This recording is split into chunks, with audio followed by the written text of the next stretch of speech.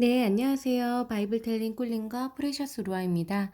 오늘부터는 야곱 이야기에 대해서 저희가 함께 살펴보겠습니다. 먼저 야곱 이야기 전체 구조에 대해서 살펴볼 건데요. 처음에는 이삭의 족보에 대해서 나옵니다. 야곱과 에서 쌍둥이가 탄생한 이야기가 나오고요. B에서는 장자의 권리를 원래 에서가 형이기 때문에 에서가 장자이지만 야곱이 속임수로 사실상 속임수는 아니죠. 여기에서는 팥죽 한 그릇을 나에게 장자의 권리를 팔아라 해서 에서가 그것을 팔고요. 그래서 야곱이 장자권 획득을 하게 되죠. 시에서는 이방 땅에서 하나님의 보호를 받는 아버지 이삭에 대해서 이삭의 형통함에 대해서 나오고 있고요. 뒤에서는 에서의 축복을 가로챈 야곱 이야기가 여기서 나옵니다. 속임수를 통해서 아버지를 속여서 형이 받아야 될 축복을 가로채죠. 그래서 에서의 위협으로 인해서 도망을 가죠. 외삼촌의 집에 아버지 이삭이 이제 보내서 야곱이 도망을 가는데 꿈에 하나님의 사자들을 보고 하나님께서 이제 야곱에게 복을 약속을 하시죠. 그래서 하나님 앞에 야곱이 제단을 썼습니다. F 외삼촌 라반의 딸들과 결혼을 하고요. 근데 라반에게 속아서 계속해서 이제 돈을 벌지 못하고 라반은 계속해서 이 야곱을 이용하는 그런 20년의 세월이 펼쳐집니다. 그 가운데 주위에서 자식들이 이제 막 늘어나고요. 드디어 X, 여기가 이제 핵심적인 주제라고 말씀드렸잖아요. 이 구조에서의 이 가운데 부분, X 부분에서 요셉이 태어납니다. 바로 야곱의 11번째 아들이죠. 이때 야곱이 20년 만에 고향으로 돌아가기를 결정을 하는 겁니다. 그리고 G 다시에서 아까는 G에서 자식들이 늘어났잖아요. 이제는 여기서 재산이 늘어나요. 라반에게 계속 속아서 재산을 계속 얻지 못했었는데 하나님의 도우심으로 여기서 재산이 늘어나고요. 아까 F에서는 라반의 딸들과 결혼했잖아요. 그리고 라반에게 속아서 돈을 벌지 못했었는데 라반과 흥정을 해도 이제 계속 속을 수밖에 없었는데 F에서는 라반의 딸들과 고향으로 떠나게 됩니다. 라반이 추격을 하고요. 라반이 이제 협상을 요구를 하죠. 이 다시에서는요. 아까 이에서는 도망길이었잖아요. 이제 외삼촌 집으로 도망가는 길에 하나님의 사자들을 보고 꿈에 하나님께 제단 쌓는 부분이 바로 이 부분이었는데 이 다시에서는 도망길이 아니라 귀환길입니다. 고향으로 돌아가는 귀환길에서 하나님의 사자와 이번에는 씨름을 해요. 그때는 꿈을 꿨잖아요. 그리고 축복을 받습니다. 그때 도망길에 하나님께서 복을 약속해 주셨던 것을 귀환길에서 그 축복을 받게 되는 거죠. 여기서 이스라엘이라는 이름을 얻게 되고요. 뒤에서는 아까 에서의 축복을 가로챘었는데 뒤 다시에서 에서에게 용서를 받습니다. 고향에 도착했을 때 에서가 이제 야곱을 용서를 해주죠. 아까 C에서는 이방 땅에서 하나님의 보호를 받는 아버지 이삭에 대해서 그 형통함에 대해서 기술이 되어 있는데 C-에서는 이방 땅에서 하나님의 보호를 받는 야곱의 형통함에 대해서 나옵니다. 그리고 B-에서는요. 아까 B에서는 장자의 권리를 야곱이 샀잖아요. B-에서는 하나님이 야곱의 이름을 이스라엘로 바꾸시고 그에게 후손과 땅의 복을 약속하신 부분이 나옵니다. A-는요. 야곱의 족보. 아까 A는 이삭의 족보였잖아요. 야곱의 족보에서는 베냐민의 탄생 이야기가 나오면서 이것으로 12아들들의 출생이 마무리되면서 12아들들의 명단이 기술이 되죠. 그래서 야곱과 에서가 아버지 이삭을 이제 장사하는 부분, 이삭이 이제 죽는 부분까지 야곱의 이야기가 이렇게 마무리가 됩니다. 야곱의 이야기로 이제 본격적으로 들어가 보겠습니다. 야곱과 에서의 탄생 이야기입니다. 리브가가 이제 임신을 처음에 하지 못했어요. 그래서 이삭이 여호와께 간구를 해서 여호와께서 이삭의 간구를 들어주셔서 리브가가 드디어 임신을 하는데요. 40살에 이삭이 결혼했는데 60살에 아들을 얻게 되는 거예요. 20년 동안의 기간을 기다리게 된 거죠. 그런데 쌍둥이를 뵀는데 그 아이들이 리브가의 태 속에서 서로 싸웠어요. 두 국민이 내 태중에 있구나. 두 민족이 내 복중에서 나누이리라. 이 족속이 저 족속보다 강하겠고 큰 자가 어린 자를 섬기리라. 이렇게 얘기를 합니다. 이렇게 임신하지 못하는 배경은 아브라함도 그랬지만 하나님의 주권적인 개입으로 탄생할 이스라엘의 조건이 이제 되는 거예요. 지난 시간에 말씀드렸지만 이 이삭도 그렇고 아브라함도 그렇고 그 야곱의 아내인 라헬도 출생하지 못했었던 이런 불임의 사건은 이 족장 3대에 걸쳐서 계속해서 일어나는 사건인데 하나님의 은혜를 경험할 기회이기도 하고요.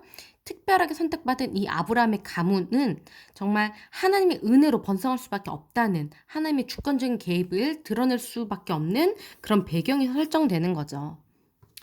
그래서 아버지 아브라함은 아이를 기다리다가 결국에는 이제 종인 하가를 취해서 이스마엘이라는 아들을 낳게 되잖아요.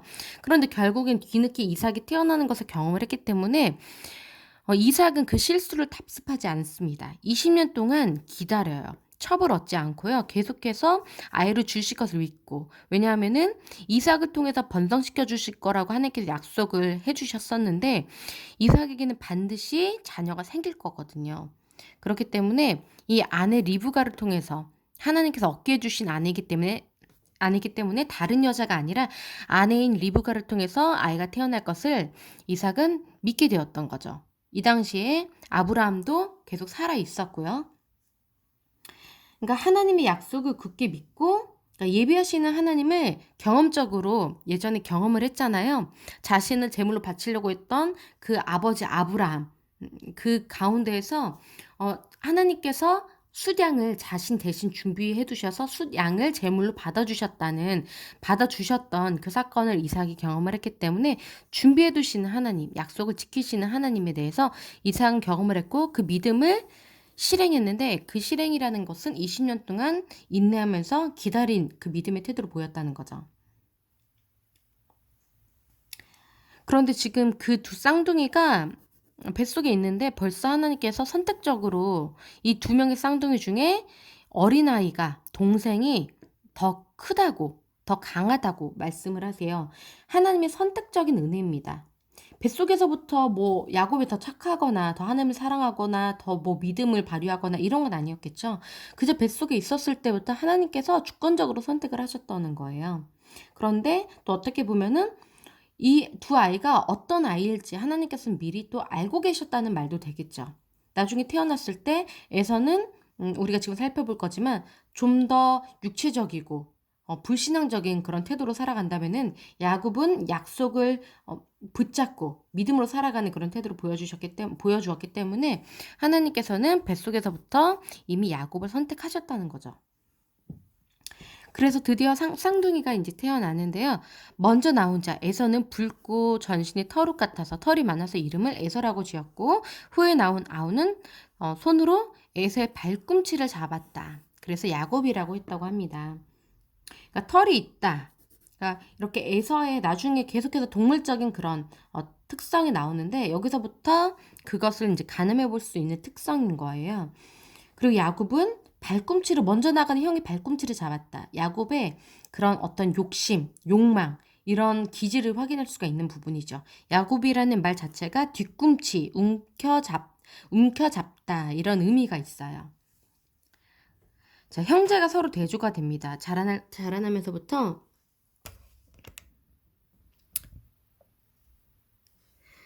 에서는 익숙한 사냥꾼이었다고 나오고요. 전에 말씀드렸지만 사냥꾼이라는 직업은 약간 부정적인 의미로 사용돼요. 하나님의 관점에서 자신의 힘으로 먹고 사는 하나님을 의지하지 않는 예를 들면은 그런 니무롯이나 이스마엘 다 활 쏘는 자 사냥을 하는 자였거든요.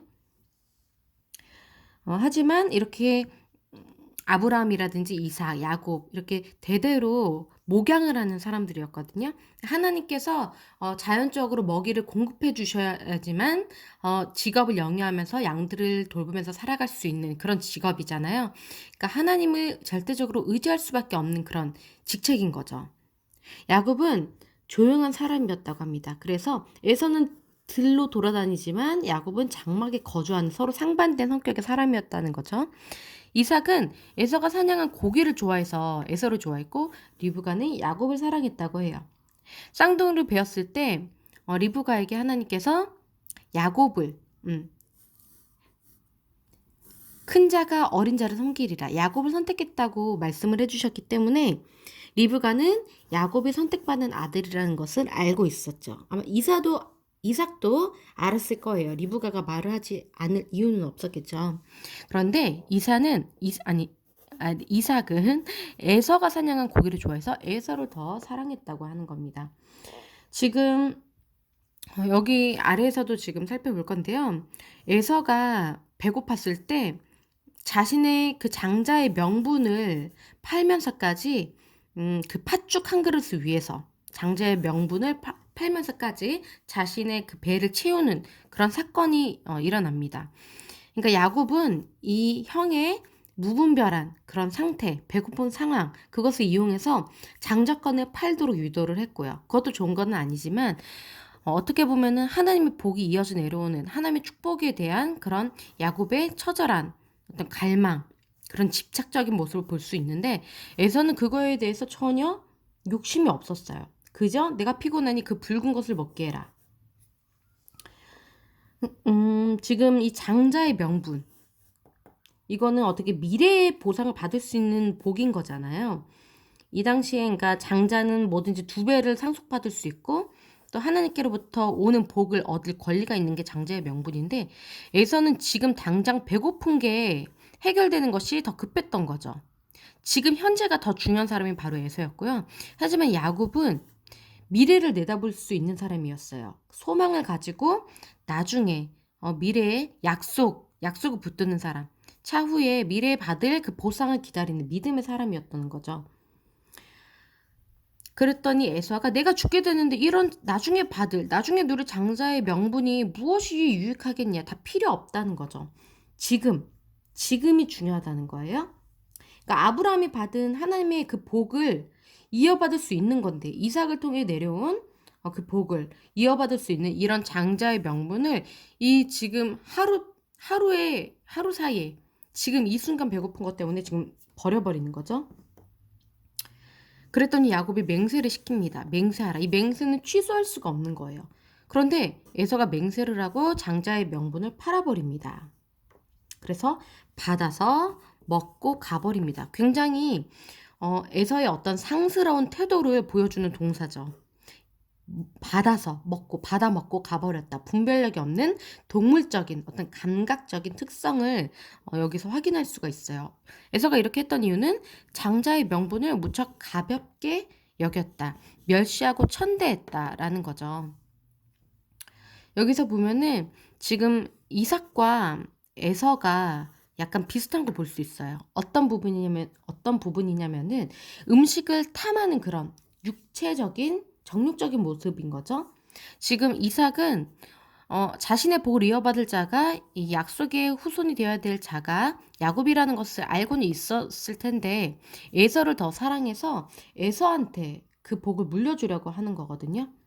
그런데 지금 이렇게 먹음으로써 이 먹는 것에 집착해서 이 먹는 것 때문에 타락한 이야기가 자주 나오는데요. 아담도 선악과를 따 먹음으로써 지금 죄를 저지르게 됐고요. 노아도 포도주를 마심으로써 그렇게 죄를 이제 죄가 이어지게끔 하는 그런 계기를 마련하게 된 거고 이삭도 에서가 사냥한 고기를 좋아해서 에서를 선택한 거예요.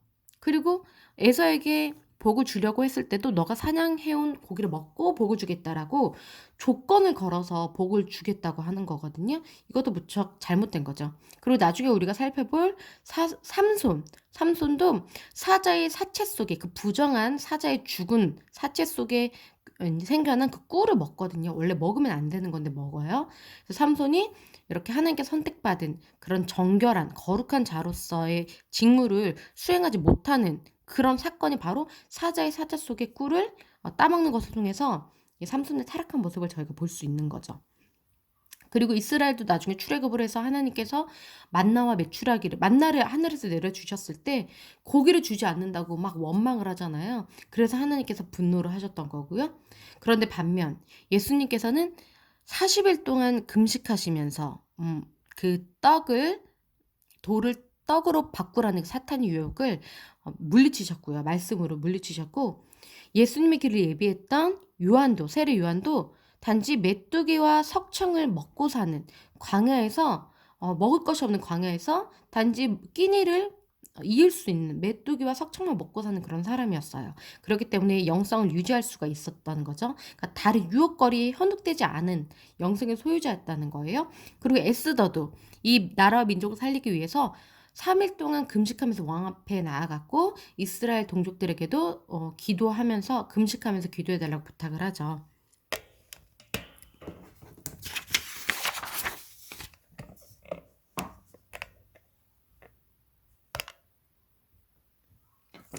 네, 에서가 결혼을 합니다. 40세에 해족속.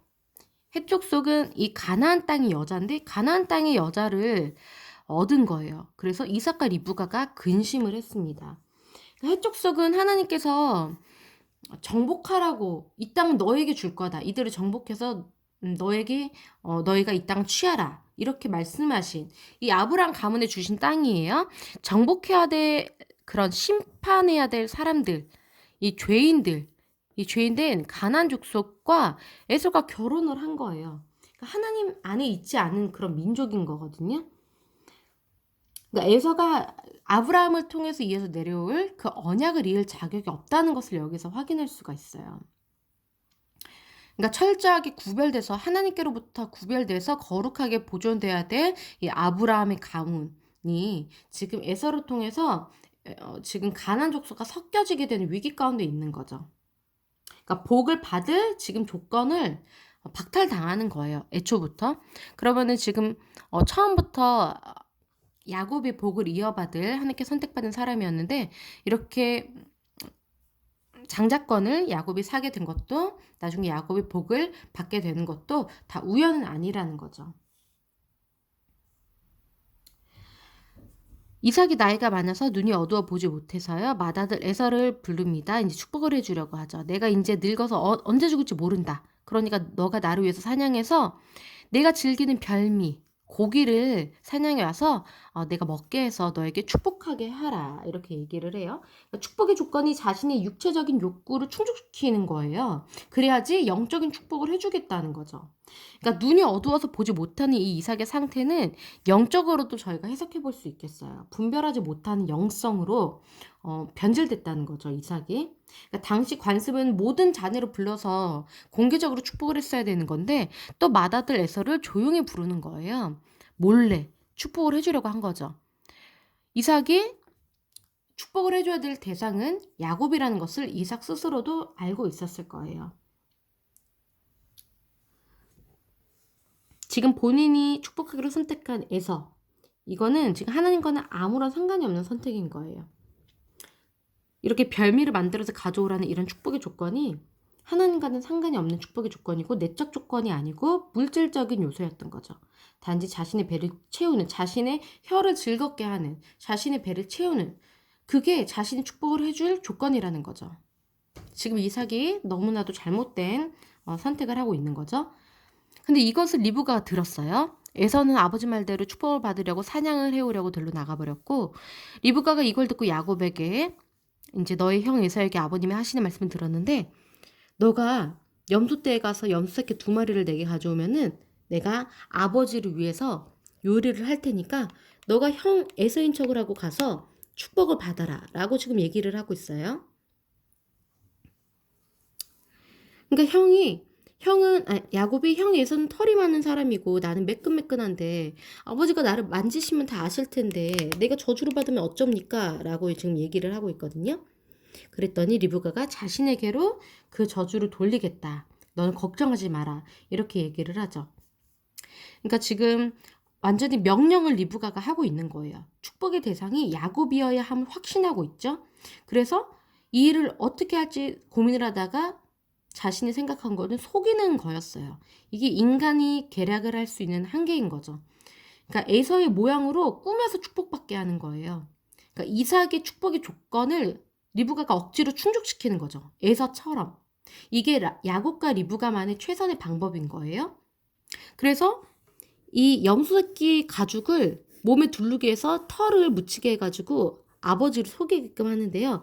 이 염소새끼로 아버지를 속이게 되는데 나중에 야곱이 이 염소새끼로 자신의 아들들에게 또 속임을 당해요. 야곱을 팔아버린 그 형들이 야곱에게 야곱의 아들들이 야곱에게 그 염소새끼의 피로 요셉의 옷을 이제 묻혀가지고 이렇게 짐승에게 뜯겨서 요셉이 죽었다고 거짓말을 해서 그것을 보고 야곱이 속거든요. 자신이 했던 대로 야곱이 자신도 염소를 통해서 아버지를 속였듯이 자신의 아들들에게 염소를 통해서 속임을 당하게 된다는 거죠. 야곱이 드디어 아버지에게 에서처럼 꾸며서 이제 그 어머니가 해준 고기를 가지고 들어갑니다. 자신이 에서라고 속이면서요. 아버님 이것을 드시고 내게 마음껏 축복하십시오. 그러니까 아버지가 앞을 분별하지 못하는 약점을 지금 이용을 하고 있어요. 거짓말하고 있는 거죠. 아버지를 경홀히 여기는 지금 태도인 거예요. 그러니까 이삭이 왜 이렇게 빨리 왔냐고 지금 얘기를 해요. 그러니까 야곱이 뭐라고 하냐면은 아버님의 하나님, 아버지 하나님 여호와께서 이렇게 빨리 만나게 하셨어요. 빨리 사냥을 할 수 있게 해주셨어요. 라고 얘기를 합니다. 하나님의 이름을 망령되게, 그러니까 신성 모독을 하는 거예요. 하나님을 이용해서까지 거짓말을 하고 자신이 받을 복을 위해서 하나님을 팔아 넘기는 거죠. 아버지의 하나님, 자신의 하나님이 아니에요. 아직까지는. 고향을 나중에 이렇게 떠났다가 고향으로 나중에 20년 뒤에 돌아올 때까지 아버님의 하나님이었어요. 야곱에게 하나님은. 그러니까 할아버지가 만났던 하나님, 내 아버지가 만났던 하나님이 야곱이 나중에 자신이 직접 만나고 경험하게 된 이후에야 자신의 하나님이 되는 거죠.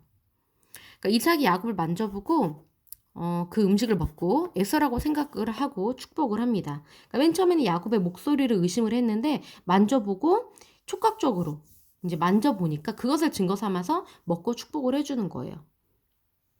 그러니까 들리는 것에 더 의지를 하지 않고 촉각 그리고 미각, 감각적이고 육체적인 조건에 더 판단을 해서 속아 넘어가게 된 거죠. 이삭이. 야곱이 아버지께 이제 입맞추고 축복을 받습니다. 배신자의 입맞춤, 마치 유다가 예수님께 입을 맞춤으로써 팔아 넘긴 것처럼 철저하게 속였다는 거죠. 배신을 했다는 거죠. 그리고 이렇게 축복을 합니다. 내 아들의 향취는 여호와께서 복 주신 밭의 향취로다.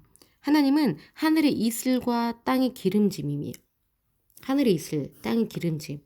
복의 조건인 거예요. 풍요로운 하나님의 복. 풍성한 곡식과 포도주. 무척 풍성한 하나님의 복을 지금 얘기를 하고 있어요. 번영할 것. 그리고 풍성하고 충만할 것에 대한 복을 얘기를 하고 있어요. 풍성한 곡식과 포도주. 이거는 잔치를 상기시키는 단어인데 사냥꾼 에서랑은 어울리지 않는 복의 내용이에요. 곡식, 포도주. 애초부터 이 복은 에서가 받을 복이 아니었고 야곱이 받을 복이었다는 게 확실한 거죠. 만민이 너를 섬기고 열국이 너에게 굴복하리니 너가 형제들의 주가 되고 너의 친족들의 주가 되고 너의 어머니 아들들이 너에게 굴복하며 어머니 아들은 누구죠? 에서잖아요. 에서의 후손들이 너에게 굴복하며 이것은 지배권, 정복권인 거죠. 그러니까 우주적인 지배, 그러니까 우주적인 지배권으로 나중에 확장이 되는데 바로 교회가 이런 지배권을 이런 복을 받아 누리게 되었다는 거죠. 여기서는 이제 야곱에게 주어진 너가 이제 열국을 굴복시키고 너가 형제들의 주가 될 것이다. 이게 야곱의 복이지만 야곱이 이스라엘이잖아요. 이스라엘이 지금으로서는 교회인 거고요. 확장적으로 해석을 하면요. 교회에 주어진 복이라고도 볼 수가 있죠. 너를 저주하는 자는 저주를 받고 너를 축복하는 자는 복을 받기를 원하노라. 그러니까 아브라함의 복이랑 지금 똑같은 복이에요. 이건 신적 권위를 얘기하고 있어요. 그러니까 아브라함의 복이 지금 상속되고 있는 것을 저희가 볼 수가 있어요. 나중에 들어온 에서가 이 모든 일을 알고 동생이 내 흉내를 내서 내 복을 빼앗아 갔다는 것을 알고 통곡을 합니다. 그래서 울면서 아버지에게도 내게도 축복하소서 내게도 축복하소서 막 울며 불며 난리를 쳐요. 그러니까 이삭은 하는 수 없이. 그러니까 지금 남은 복이 없다고 얘기를 하거든요. 그러니까 애초부터 이삭은 에서에게 모든 복을 주려고 했던 거예요. 작은 아들인 야곱을 위한 복은 하나도 남기지 않았던 거죠. 그런데 아이러니하게 이삭이 모든 100%의 복을 주려고 했던 에서에게 남겨진 복이 없는 거예요. 이삭이 어쩔 수 없이 에서에게 남은 복을 줍니다. 너의 주소는 땅의 기름짐에서 멀고 내리는 하늘에서 멀 것이며 너는 칼을 믿고 생활하겠고 내 아우를 섬길 것이며. 칼을 믿고 생활하겠다는 거는 전투적인 하나님과 이제 약간 거리가 먼 표현인데요. 자신의 힘을 믿고 산다는 거죠. 그리고 너의 아우를 섬길 것이다. 그러니까 무력으로 정복할 수 없는 이스라엘의 아래에 있을 거라는 거죠. 왜냐하면 이스라엘은 하나님의 복을 받아서 하나님 보호 아래에 있기 때문이죠. 너가 매임을 벗을 때에는 그 멍에를 너의 목에서 떨쳐버리리라. 그러니까 이게 그나마 주어진 복이에요. 너가 이스라엘을 그 야곱의 후손 이스라엘을 섬기게 될 것인데 매임을 벗을 때가 있을 것이다. 이것이 나중에 왕정시대 때 이제 성취가 되죠. 열왕기하 8장 20절, 22절에서 성취가 되는 모습을 볼 수가 있습니다. 근데 에서가 분이 풀리지가 않아요. 야곱에게 앙심을 품게 되고 리브가가 이것을 알고 너의 형의 분노가 풀릴 때까지 외삼촌에게 피신을 하라고 합니다. 몇 날 동안 가 있으라고 했는데 이게 20년이 돼요. 그 사이에 리브가는 죽은 것 같아요. 돌아왔을 때 리브가는 없거든요. 피신하라고 이제 합니다. 피해 보복을 피하게 하기 위함이죠.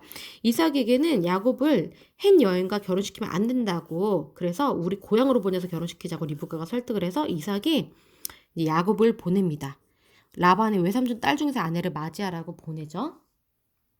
그래서 에서가 이것을 보고 나도 가나안 여인이랑 이제 결혼을 해서 부모님을 상심하게 했고 동생 야곱에게는 꼭 동족에게 가서 결혼을 하라고 하는 걸 보니 나도 그래야겠다 해서 에서가 이스마엘, 아브라함 자신의 할아버지의 아들 이스마엘에게 가서 그 딸을 새 아내로 맞이해요.